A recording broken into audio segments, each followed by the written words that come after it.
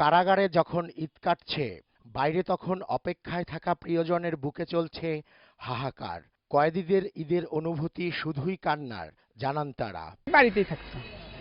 জি, বাড়িতেই থাকতো। এবার যে বাড়িতে ছিল না, তো আপনাদেরকে এটা কষ্ট লাগছে? কষ্ট বলতে আমরাও ঈদ করতে পারিনি। আমরা ঈদ করতে পারিনি, সকালে চলে আইছি। কান্নাকাটি করছে, কান্নাকাটি করে মোবাইলে কথা বলছে, কান্নাকাটি করতেছে, বাড়ির ফ্যামিলি সব কান্নাকাটি করতেছে। কষ্টদায়ক। নামাজ পড়ে ভিতরে মন্দিরে দেখি অনেক সময় কান্নাকাটি করে, তারাও কানতে কানতে বেরোইছে। নামাজের ব্যবস্থা, উন্নত খাবার সহ কয়েদিদের ঈদ আনন্দ উপভোগের আয়োজন ছিল, জানালো কারা কর্তৃপক্ষ।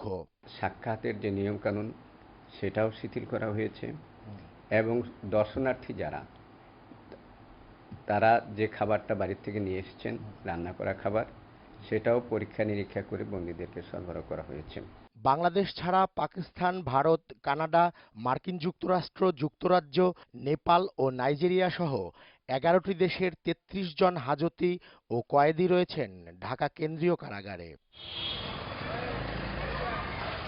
রেজা খান, মোহনা সংবাদ, ঢাকা।